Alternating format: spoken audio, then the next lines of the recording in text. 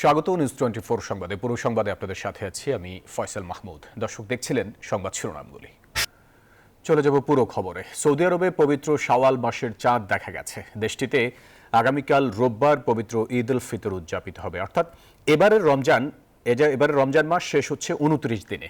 সৌদিতে 10টি জ্যোতির্বিদ্যা পর্যবেক্ষণ কেন্দ্রে চাঁদ দেখার ব্যবস্থা করা হয়। পাশাপাশি সাধারণ মানুষকেও ঈদের চাঁদ অনুসন্ধানের আহ্বান জানানো হয়। অবশেষে চাঁদ দেখা যাওয়ায় আগামীকাল ঈদ উল ফিতর ঘোষণা করা হয়েছে।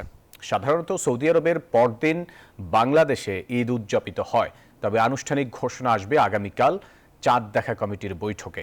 ভারত, পাকিস্তান ও ইন্দোনেশিয়াতেও সোমবার ঈদ। এবার প্রথম দেশ হিসেবে ঈদের তারিখ ঘোষণা করেছে অস্ট্রেলিয়া।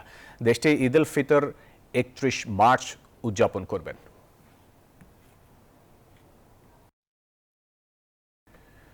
কাল চাঁদ দেখা গেলে পরশু ঈদ। ঈদ জামাতের জন্য প্রস্তুত হচ্ছে জাতীয় ঈদগাহ। প্রধান জামাত সকাল 8:30টায়। আবহাওয়া বিরূপ থাকলে জামাত হবে বাইতুল মোকাররম মসজিদে সকাল 9টায়। শনিবার ঈদগাহ ময়দান পরিদর্শন শেষে এসব কথা জানান ঢাকা দক্ষিণ সিটি কর্পোরেশনের প্রশাসক মোহাম্মদ শাহজাহান মিয়া। তিনি জানান, এবার জায়নামাজ সঙ্গে আনতে হবে না। নারীদের জন্য রয়েছে নামাজ পড়ার আলাদা ব্যবস্থা। ঈদ উল ফিতরে ঢাকায় নামাজের প্রধান জামাত অনুষ্ঠিত হবে সুপ্রিম কোর্ট সংলগ্ন জাতীয় ঈদগাহ ময়দানে। সম্পন্ন হয়েছে সিংহভাগ প্রস্তুতি। এখানে একসঙ্গে নামাজ আদায় করতে পারবেন 35,000 মুসল্লি। রয়েছে অজু করার জায়গা, শৌচাগার ও সুপেয় পানির ব্যবস্থা।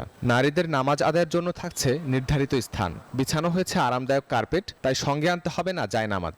ছাতা আনতে নিরুৎসাহিত করা হয়েছে মুসল্লিদের। প্রয়োজনীয় চিকিৎসা সহায়তার জন্য থাকবে 2টি মেডিকেল টিম। শনিবার সকালে প্রস্তুতি কার্যক্রম দেখতে আসেন ঢাকা দক্ষিণ সিটির প্রশাসক শাহজাহান মিয়া। জানান, প্রধান জামাত অনুষ্ঠিত হবে সকাল 8:30টায়। ঈদের জামাত সময় নির্ধারণটা এটি আন্তঃ মন্ত্রণালয়ের একটি বৈঠকে নির্ধারণ করা হয়েছে, বিশেষ করে ধর্ম মন্ত্রণালয়ের তরফে। তো এটি আমরা 8:30টায় নির্ধারণ করেছি। এখন পর্যন্ত আমাদের কাছে যে খবর আছে তাতে আবহাওয়া খারাপ হওয়ার কোনো সম্ভাবনা নাই। তারপরও যদি হয় সেক্ষেত্রে আমরা বাইতুল মোকাররমে জাতীয় মসজিদে সেখানে সকাল 9টায় আমরা ব্যবস্থা রেখেছি। ডিএসসিসি প্রশাসক জানান, রাষ্ট্রপতি ও প্রধান উপদেষ্টা এখানে ঈদের জামাতে অংশ নেবেন বলে আশা করা যাচ্ছে। ঈদ জামাত ঘিরে থাকছে কড়া নিরাপত্তা ব্যবস্থা। সার্বিক নিরাপত্তা নিশ্চিত করতে পুলিশ, র্যাব এবং অন্যান্য আইনশৃঙ্খলা বাহিনীর মোতায়েন থাকবে। আমরা আশা করছি মহামান্য রাষ্ট্রপতি, মাননীয় প্রধান উপদেষ্টা মহোদয় দুজনই জাতীয় ঈদগাহ ময়দানে ঈদের জামাতে অংশগ্রহণ করবেন। এটি আমাদের ঈদ আনন্দেরই বহুগুণে বাড়িয়ে দেবে। জাতীয় ঈদগাহে প্রধান জামাত হলেও ঢাকায় আকারে সবচেয়ে বড় জামাত হবে আগারগাঁওয়ে পুরাতন বাণিজ্য মেলার মাঠে। এখানে ঈদের জামাত অনুষ্ঠিত হবে সকাল 8টায়। শাহরিয়ার শমিক, নিউজ 24, ঢাকা। প্রাণের টানে বাড়ি ফেরা মানুষের ঢল। ভোগান্তি ছাড়াই রাজধানী ছাড়ছেন মানুষ। নির্ধারিত সময়ে ছেড়ে যাচ্ছে সবগুলো ট্রেন। যাত্রীরা বলছেন, বিগত বছরগুলোর তুলনায় এবারের ঈদ যাত্রা বেশ স্বস্তিদায়ক। সড়ক পথে যাত্রীদের চাপ কম। সাবলীলভাবে ঢাকা ছাড়ছেন রাজধানীবাসী। ঈদ উৎসবে স্বপ্নরা যেতে চায় বাড়ি। ঘরমুখো মানুষের উপচে পড়া ভিড় সদরঘাট লঞ্চ টার্মিনালে পুরনো সেই জৌলস ফিরিয়ে এনেছে। যাত্রীরা বলছেন, এই লঞ্চ শুধু স্বাচ্ছন্দ্যের বাহন হিসেবে নয়, ঐতিহ্যের বাহক হিসেবেও তাদের প্রথম পছন্দ। সন্ধ্যার পর বাড়তে থাকে দক্ষিণ অঞ্চলের যাত্রীদের বাড়তি চাপ। তবে মোটামুটি সময় মতোই ছেড়ে যাচ্ছে চাঁদপুর, বরিশাল, ভোলা, পটুয়াখালী, বরগুনা ও ঝালকাঠি রুটের লঞ্চগুলো। ঈদ যাত্রায় মানুষের ঘরে ফেরা অনেকটাই নির্বিঘ্ন হচ্ছে। লঞ্চেও যারা বাড়ি ফিরছেন তারা যে কোনো ধরনের ভোগান্তি ছাড়াই বাড়ি ফিরতে পারছেন। যাত্রীরা বলছেন, ঈদের আগের দিন পর্যন্ত যেন এ ধারা অব্যাহত থাকে। একই সঙ্গে বাড়ি থেকে ঢাকায় ফেরার পথেও যেন লঞ্চ যাত্রা তাদের জন্য নির্বিঘ্ন হয়। ছাদ বোঝাই যাত্রী নিয়ে যথাসময়ে ছাড়ছে ট্রেন। রাজধানীর বিমানবন্দর রেল স্টেশনে এ যেন আগে এলে আগে যাবেন প্রতিযোগিতা। ঢাকা থেকে নীলফামারী যাব, চিলাহাটি এক্সপ্রেসে টিকিট কাটছি। এখন যে পরিস্থিতি দেখতে পাচ্ছি, মনে হয় না যে টিকিট থাকা সত্ত্বেও আমরা ট্রেনে উঠতে পারবো। যেরকমই দেখতেছি টিকিটবিহীন যাত্রীর সংখ্যা অনেক, যার কারণে টিকিট যাদের আছে তারাও হয়তো গেটে ধাক্কাধাক্কির কারণে উঠতে পারে না অনেক সময়। শনিবার ভোর থেকে 70টি ট্রেন নির্দিষ্ট সময় ছেড়েছে। একদিনে কমলাপুর থেকে ঢাকা ছেড়েছেন 60,000 মানুষ। এবারের রেলযাত্রাকে অতীতের চেয়ে স্বস্তিদায়ক বলছেন যাত্রীরা। ঈদে ঘরমুখো মানুষের চাপ বেড়েছে মহাসড়কে। উত্তরের পথে যানজটের শঙ্কা উড়িয়ে দিয়ে চলছে বাস। ঢাকার সাথে সব মহাসড়কেই ঈদযাত্রায় এবারের চিত্রটা ভিন্ন। সকাল থেকেই সায়দাবাদ, গাবতলী, মহাখালী সহ বিভিন্ন টার্মিনাল থেকে বাড়ির উদ্দেশ্যে যাত্রা করেন ঘরমুখো মানুষ। জুবায়ের সানি, নিউজ 24, ঢাকা। দর্শক, এই যাত্রার খবরাখবর জানাতে আমাদের সাথে যুক্ত হচ্ছেন সহকর্মীরা। আমরা শুরুতেই যাব কল্যাণপুরে, সেখানে আছেন সহকর্মী নাইম আল জিকো। জিকো, প্রতিবেদনে যেমনটি বলছিলাম, যাত্রীরা বলছেন যে বিগত বছরগুলোর তুলনায় এবার এই যাত্রা বেশ স্বস্তিদায়ক। আপনি কি পরিস্থিতি দেখছেন, আসলে কি স্বস্তিদায়ক?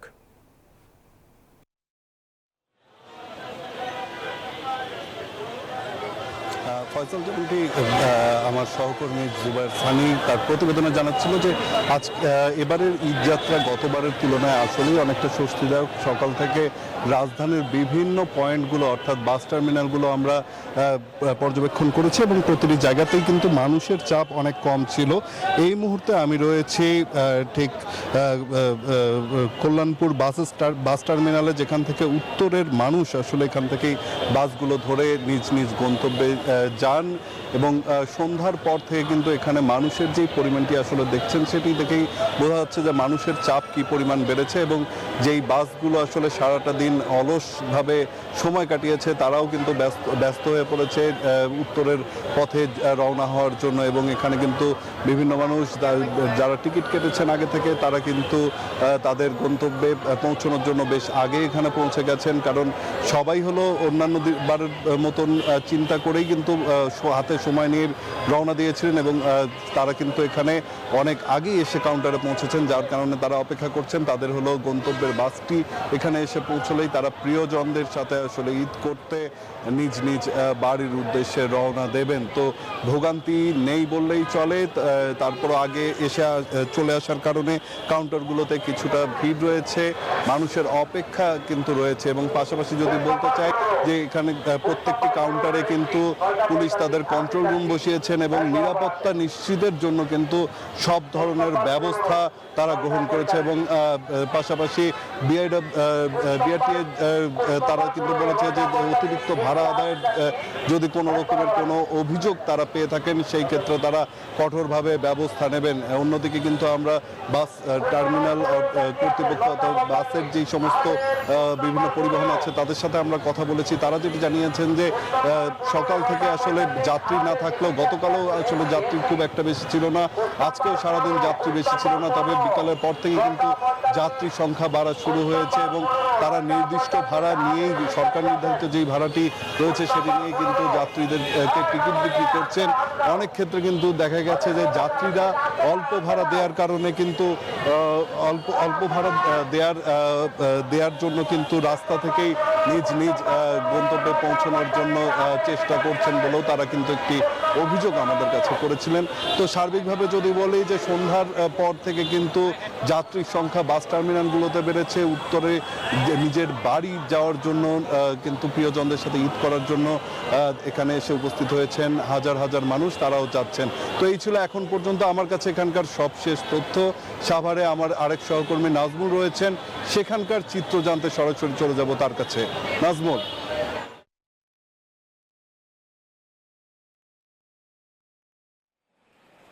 জিকো, আপনাকে ধন্যবাদ। আপনি যেমনটি জানাচ্ছিলেন কল্যাণপুর থেকে, এই মুহূর্তে রয়েছে আমি গাজীপুরের চন্ডাতে এবং আমরা দেখেছি যে চন্ডায় কিন্তু নারীর টানে বাড়ি ফিরতে এখনও মানুষের বাস কাউন্টারগুলোতে মহাসড়কে কিন্তু ভিড় জমিয়েছি এবং তারা পরিবারের সাথে ঈদ করতে চায় এবং নিশ্চিন্তে তারা বাড়ি দিতে চায়।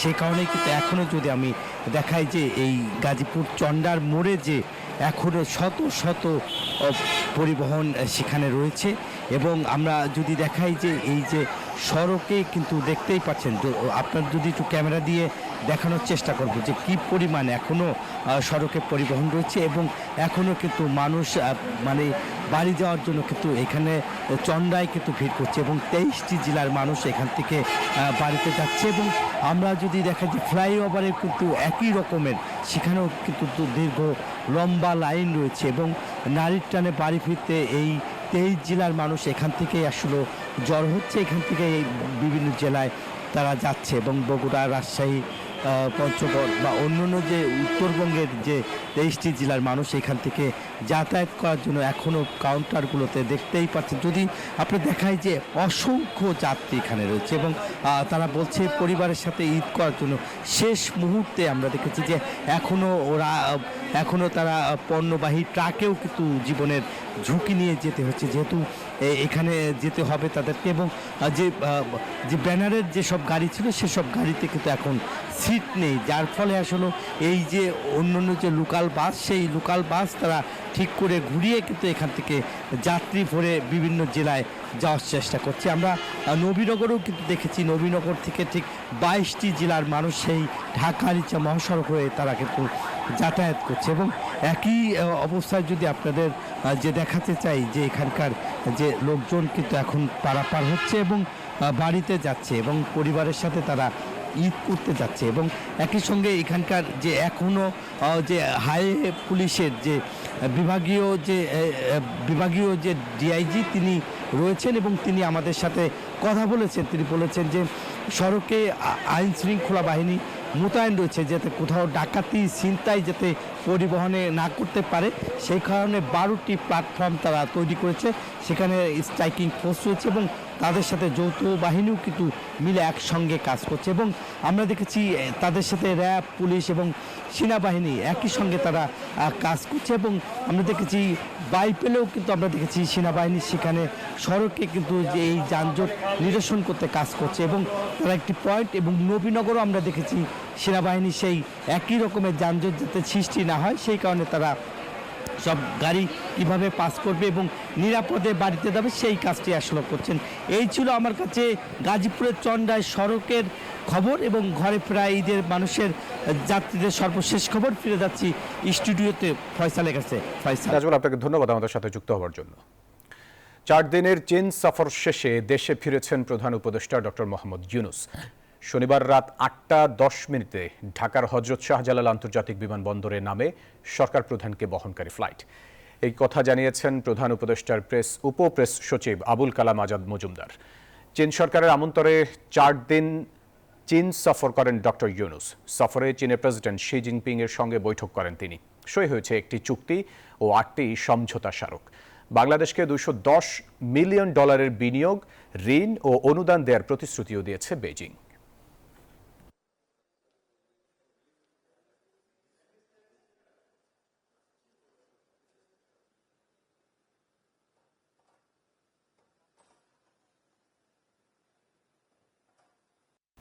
প্রধান উপদেষ্টা চীন সফরে ব্যবসা বাণিজ্য ছাড়াও ভূ রাজনৈতিক গুরুত্ব অনেক বলছেন বিশ্লেষকরা। নদী ও পানি ব্যবস্থাপনা ইস্যুতে প্রধান উপদেষ্টার চীনের সহায়তা চাওয়ার ঘটনা নতুন উদ্যমে তিস্তা মহাপরিকল্পনার কাজ শুরুর ইঙ্গিত মনে করছেন বিশ্লেষকরা। আরও জানাচ্ছেন তাহমিদ আমিন। 4 দিনের সফরে চীনের বিমানবন্দরেই লাল গালিচা সংবর্ধনা, তারপর গুরুত্বপূর্ণ একাধিক বৈঠক। সফরে হয়েছে 1 চুক্তি ও 8 সমঝোতা স্মারক সই। নোবেলজয়ী ডক্টর ইউনূসের সফরে বাংলাদেশে বিনিয়োগে আগ্রহী হয়েছে চীনা উদ্যোক্তারা। তবে শুরুতে আলোচনার খোরাক হয় স্বাধীনতা দিবসের দিনে ডক্টর ইউনূসকে নিতে ঢাকায় আসা চীনের বিশেষ জেট বিমান। বিশ্লেষকরা বলছেন, ইউনূস প্রধান উপদেষ্টা হওয়ার আগেই চীনের সঙ্গে গভীর বন্ধুত্ব গড়ে তুলেছিলেন। আমি দেখব আমার স্বার্থ আমাকে কে সাহায্য করেছে, তো সেই হিসাবে আমার মনে হয় চীনের সম্পর্কটা একেবারেই ধরা উচিত যে আমার লাভবান আমি লাভ করছি কিনা। চীনের সাথে হওয়া আগের তিস্তা মহাপরিকল্পনার সমঝোতা স্মারক নতুন করে গতি পাবে বলে মনে করেন এই বিশ্লেষক। যে ভারতের সাথে যে শেয়ারিং এর কথা বলা হচ্ছে সেই শেয়ারিং আর হতে যাচ্ছে না। যদি চীন আসলেই যদি এখানে ইনভেস্ট করে তাহলে আমি মনে করি যে সে একটা নির্বাচিত সরকারের সাথেই করতে চাইবে, কারণ যেহেতু ওটা একটা মেগা প্রজেক্ট। ভূরাজনীতির সমীকরণে রোহিঙ্গা সংকটের সমাধানে চীনকে বড় ফ্যাক্টর মনে করেন সাবেক রাষ্ট্রদূত ও নিরাপত্তা বিশ্লেষক মেজর অবসরপ্রাপ্ত ইমদাদুল ইসলাম।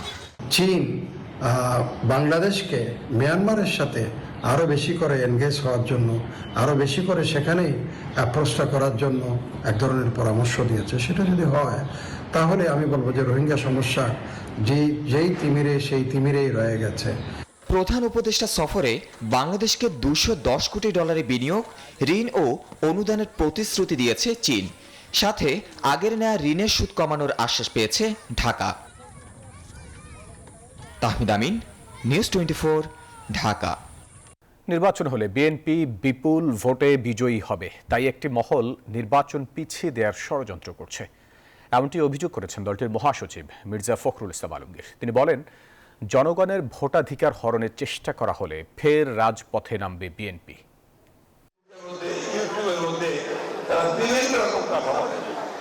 এবং তাদের কথা টার্গেট কারা?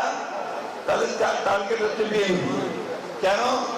তারা জানে যে নির্বাচন যদি হয় তাহলে বিএনপি বিপুল সংখ্যা পরিস্থিতি নির্বাচন সুতরাং এই দেশে একটা বিশৃঙ্খলা সৃষ্টি করা, একটা নৈরাজ্য সৃষ্টি করা, একটা এমন অবস্থা তৈরি করা যাতে করে এখানে নির্বাচন পিছিয়ে যায়। নির্বাচনের আগে আওয়ামী লীগের বিচার ও সংস্কারের দাবি জানিয়েছেন জাতীয় নাগরিক পার্টির জ্যেষ্ঠ যুগ্ম আহ্বায়ক সামান্তা শারমিন। শনিবার দুপুরে ভোলার চর ফ্যাশনে এক পথসভায় এই দাবি জানান তিনি। নির্বাচনের নাম তুলে তুলে এখানে মুখে ফেনা তুলে ফেলা হচ্ছে, কিন্তু বিচার এবং সংস্কার যেটা আসলে নির্বাচনকে সফল করার জন্য, সেটা যদি না হয় তাহলে আমরা মনে করব যে এই নির্বাচনও প্রশ্নবিদ্ধ হতে যাচ্ছে এবং এই নির্বাচনে একটি রক্তক্ষয়ী সংঘর্ষের মধ্য দিয়ে ক্ষমতার পালাবদল শুধু হতে যাচ্ছে। কিন্তু গণ অভ্যুত্থান, বাংলাদেশের ছাত্র জনতার অভ্যুত্থান শুধুমাত্র একটি দলের ক্ষমতা পালাবদলের জন্য হয়নি। সময় হলো একটা বিরতির, ফিরছি আরো খবর নিয়ে, সাথেই থাকবেন। আবার স্বাগত নিউজ 24 সংবাদে। ফাঁকা ঢাকায় কোনো শঙ্কা নেই, নেওয়া হয়েছে বিশেষ নিরাপত্তা ব্যবস্থা। কোনো বাসায় গোয়েন্দা পরিচয়ে কেউ গেলে নিকটস্থ থানাকে অবহিত করতে হবে।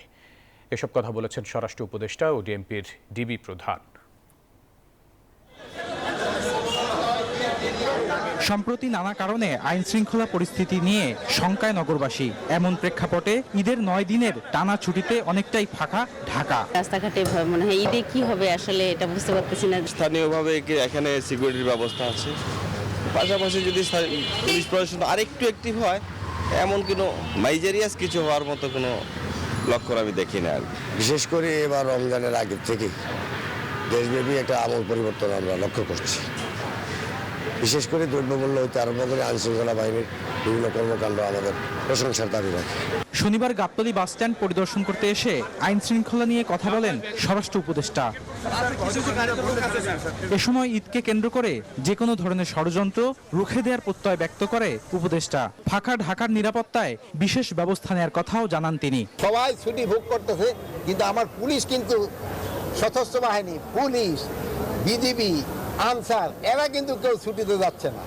এরা কিন্তু এই নিশ্চিতভাবে যেন এই আইন শৃঙ্খলা যেন ভালো থাকে, এই জন্য তারা কাজ করে যাবে। এদিকে রমজান ও ঈদ উপলক্ষে রাজধানীতে 71টি চেকপোস্ট স্থাপনের পাশাপাশি মার্কেট ও বাসাবাড়ির নিরাপত্তায় বিশেষ টিম কাজ করবে বলে জানান ডিএমপির ডিবি প্রধান। ঢাকা মেট্রোপলিটন পুলিশের 50টি থানা এলাকায় প্রতিদিন জননিরাপত্তা বিধানে 2 পালায় ডিএমপির 667টি টহল টিম দায়িত্ব পালন করে আসছে। 71টি পুলিশি চেকপোস্ট বসানো হয়েছে। জাল টাকা তৈরি ও সরবরাহ রোধে ডিবি অত্যন্ত তৎপর রয়েছে। এদিকে ঈদকে সামনে রেখে অনাকাঙ্ক্ষিত পরিস্থিতি এড়াতে বিশেষ নিরাপত্তা ব্যবস্থা নিয়েছে র্যাব। আমাদের কন্ট্রোল বোর্ডের নাম্বার রয়েছে, শুধুমাত্র র্যাব 1 না, আমি বলবো পুলিশের 999 রয়েছে, সেনাবাহিনীর গ্রাউন্ডে রয়েছে। আপনারা যদি দ্রুত আমাদেরকে ইনফর্ম করেন তাহলে আমরা যে কোনো ধরনের অপরাধ সংঘটিত হওয়ার আগেই প্রতিরোধ করতে সক্ষম হব। নিরাপত্তা নিশ্চিত করতে, ঈদটাকে সুন্দর করতে বিভিন্ন ধরনের আয়োজন এবং বিভিন্ন ধরনের বলবো যে নিরাপত্তা চাদরে ঢেকে রাখা হয়েছে ঢাকা সহ সারা দেশকে। চেকপোস্ট বাড়ানো সহ শপিং সেন্টার ও বাসাবাড়িতে বিশেষ নিরাপত্তা ব্যবস্থা নেওয়া হয়েছে বলেও জানায় বাহিনীটি। বদরুল আলম শাওন, নিউজ 24, ঢাকা। এবারে বাংলা লিংকের সৌজন্যে ঈদ কেনাকাটার খবর। পোশাক, জুতো, ব্যাগ সহ পরিবারের সকলের সব জিনিস কেনা সম্পূর্ণ। এখন শুধু বাকি প্রসাধনী সামগ্রী, মেহেদি, জুয়েলারি সহ অন্যান্য টুকটাক পণ্য। তাই তো ঈদ আনন্দে শেষ মুহূর্তের কেনাকাটায় ক্রেতারা ভিড় করছেন রাজধানীর বসুন্ধরা সিটি শপিং কমপ্লেক্সে। চাঁদ রাত পর্যন্ত চলবে বিকিনির মহোৎসব। বিস্তারিত জানাচ্ছেন সুকন্যা আমির। ঈদ উৎসবে সামর্থ্য অনুযায়ী সুন্দর পোশাক আর পরিপাটি সাজে নিজেকে সাজাতে চান সবাই। তাই তো শেষ মুহূর্তের কেনাকাটায় বসুন্ধরা সিটি শপিং কমপ্লেক্সে ক্রেতাদের উপচে পড়া ভিড়। পরিবারের সকলের জন্যই কেনাকাটা শেষ, এখন বাকি রয়েছে নিজের পোশাক আর অন্যান্য সামগ্রী। এমন ক্রেতাদের সংখ্যাই এখন চোখে পড়ার মতো। দেখা গেছে এবার জিনিস চয়েস করলাম অনলাইনে, সেটা এখানে এসে পাইতেছি, এখানে বাইরে তো আর হচ্ছে না। আর মানের দিক দিয়ে গেলে বসুন্ধরাই বেস্ট। শার্ট, প্যান্ট, পাঞ্জাবি, পায়জামা, বিভিন্ন মোবাইল, আরও বিভিন্ন যাতে পছন্দের জাতীয় জিনিস। আর শপিং করতে সবসময় ভালো লাগে, তো এখনো 2 দিন বাকি আছে, তো যদি কিছু ভালো লাগে তো নিয়ে নেব। ঈদে মেহেদিতে হাত না রাঙালে আনন্দই যেন ম্লান। চাঁদ দেখার সাথে সাথে শুরু হবে মেহেদির কারুকাজ, তাই কিনতেও এসেছেন অনেকে। খুব আনন্দ হয়, একটা মিউজিক লাগাই তারপরে সবাই মেহেদি দিই, এটা অন্যরকম আনন্দ। আমাদের যে মেহেদিটা, এই মেহেদিটার মান থেকে শুরু করে মেহেদিটার প্যাকেজিং, মেহেদিটার সবকিছু নিয়ে আমাদের কাস্টমার স্যাটিসফ্যাকশন খুব বেশি। ঝলমল করছে জুয়েলারির দোকান। নেকলেস, ব্রেসলেট, আংটি, চুড়ি, পায়েল, ব্যাগ সহ নানা সামগ্রী দিয়ে সাজানো হয়েছে।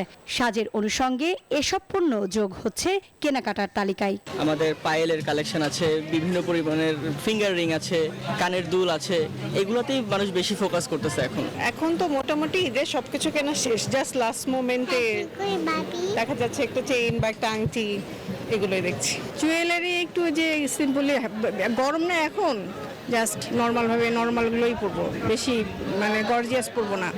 ঈদ কেনাকাটায় চাঁদ রাত পর্যন্ত খোলা থাকবে বসুন্ধরা সিটি শপিং কমপ্লেক্স। শেষ সময়ে বেচা কেনা আরও জমে উঠবে বলে প্রত্যাশা ব্যবসায়ীদের। সুকন্যা আমির, নিউজ 24, ঢাকা। সময় হলো আরও একটা বিরতির, সাথেই থাকুন। বিরতির পর আরও স্বাগত সংবাদে। দর্শক, মিয়ানমার ও থাইল্যান্ডের পর 7 মাত্রার ভূমিকম্পের শঙ্কা এখন বাংলাদেশও। বিশেষভাবে চট্টগ্রাম, সিলেট, ময়মনসিংহ ও ঢাকা অঞ্চল রয়েছে ভূমিকম্পের সবচেয়ে উচ্চ ঝুঁকিতে। পূর্ব প্রস্তুতি ও সচেতনতা তৈরির জন্য 9টি বিষয়ে সতর্কতা জারি করেছে ফায়ার সার্ভিস। সংস্থাটির সাবেক একজন ডিজি বলছেন, স্বল্পমাত্রার কম্পনেই ভেঙে পড়তে পারে ঢাকার অনেক ভবন। বিস্তারিত জানাচ্ছেন মাসুদ আলাবনী। ভারত, বার্মা ও ইউরেশিয়ান 3টি গতিশীল প্লেটের সংযোগস্থলে অবস্থিত বাংলাদেশ, তাই বড় মাত্রার ভূমিকম্প ঝুঁকিতে দেশটির 3 অঞ্চল। শুক্রবার 7.7 মাত্রার বিধ্বংসী ভূমিকম্পে লণ্ডভণ্ড মিয়ানমার ও থাইল্যান্ড। এই ভূমিকম্পের প্রভাবে ওই 2 দেশ ছাড়াও কেঁপে উঠেছে বাংলাদেশ, ভারত, লাওস এবং চীন। ভূতত্ত্ববিদরা বলছেন, এই ভূমিকম্প যদি বাংলাদেশমুখী প্লেটে ঘটত তাহলে এমন এক ভয়াবহ পরিস্থিতির উদ্ভব হতো যা অকল্পনীয়। বাংলাদেশ সহ ভারত ও মিয়ানমারের কিছু অংশ জুড়ে সুবিশাল চ্যুতি বা ফল্ট থাকায় একটি দেশে ভূমিকম্প হলে তার পাশের দেশে যে কোনো মুহূর্তে বড় ভূমিকম্প হতে পারে, এমন শঙ্কা থেকে যায়। মিয়ানমার ও থাইল্যান্ডের মতো বাংলাদেশেও একই ধরনের বড় ভূমিকম্পের শঙ্কা কাটছেই না। বিশেষ করে ঢাকা, চট্টগ্রাম, সিলেট ও ময়মনসিংহ অঞ্চল ভূমিকম্পের উচ্চ ঝুঁকির মুখে রয়েছে। বাংলাদেশেও একই মাত্রায় ভূমিকম্পের আশঙ্কা রয়েছে বলে জানিয়েছে ফায়ার সার্ভিস ও সিভিল ডিফেন্স। বিজ্ঞপ্তিতে দেশে ভূমিকম্প মোকাবেলায় সকল পর্যায়ে পূর্ব প্রস্তুতি গ্রহণ ও সচেতনতা তৈরির জন্য 9টি বিষয়ে সতর্কতা জারি করা হয়। আগের এ পর্যন্ত মোটা দাগে প্রায় 54-55 বার একটু একটু করে ভূমিকম্প আমরা দেখলাম। এখন সেই হিসাবে আমাদের ধরে নিয়ে যেতে পারে যে আমাদের পসিবিলিটি অনেক হাই। যতটুকু সম্ভব ঝুঁকির মাত্রা উদ্দেশ্য এবং সচেতনতা বাড়াবো। এমন শক্তিশালী ভূমিকম্প আঘাত হানলে কতটা বিপাকে পড়বে রাজধানী ঢাকা? ফায়ার সার্ভিস ও সিভিল ডিফেন্সের এক সাবেক মহাপরিচালকের ধারণা, এখন থেকে উদ্ধার প্রস্তুতি না নিলে মানবিক বিপর্যয়ে পড়বে ঢাকা। আমাদের কোনো সংস্থা এত বড় ডিজাস্টার ফেসও করে না। আসলে আমাদের তো অনেক জনবহুল এলাকা এবং এখানেও রাস্তাঘাটের সংখ্যাও খুবই সরু, রাস্তাঘাট সরু, যার জন্য কিন্তু একটা ব্যাপক আকারে কিন্তু আমাদের যেটা হবে প্রাণহানি হবে এবং ক্ষয়ক্ষতি হবে। এদিকে এক পরিসংখ্যানে জানা গেছে, সারা দেশে ঝুঁকিপূর্ণ ভবনের সংখ্যা লক্ষাধিক। মাসুদ আলাবনী, নিউজ 24, ঢাকা। অর্থ বাণিজ্য সংবাদ।